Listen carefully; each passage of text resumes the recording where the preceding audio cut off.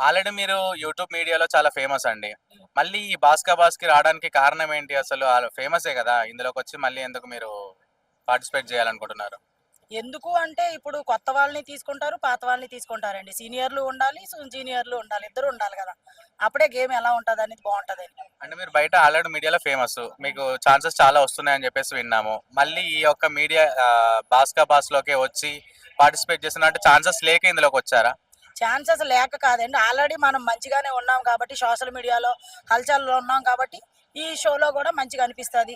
Rating బావుంటది. అందరూ చూస్తారు అని జెప్పి పిలుచుకున్నారు. అయితే 'లక్కీ ఆంటీ' అనగానే డబుల్ మీనింగ్ డైలాగ్సే వాడుతూ ఉంటారు. ఆ విధంగానే ఫేమస్ అయింది. కానీ అది ఓన్లీ మీడియా కోసమే ఇట్లా పర్సనల్‌గా చాలా ప్యూర్ హార్టెడ్ అని చెప్పేసి కూడా మేము వినడం జరిగింది.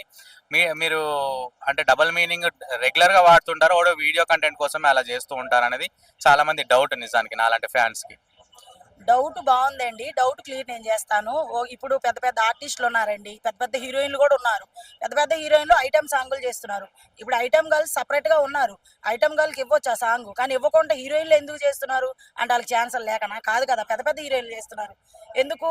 అదొక ఇదనమాట అంతే. ఆ క్యారెక్టర్ చెయ్యాలి అన్నప్పుడు అది రొమాన్స్ క్యారెక్టరా? లేకపోతే ఎక్స్‌పోజింగ్ క్యారెక్టరా? డబుల్ మీనింగ్ క్యారెక్టరా అని చూడరు. Character is a character. Acting is a యాక్టింగ్‌గా చూడాలి ప్రజలు.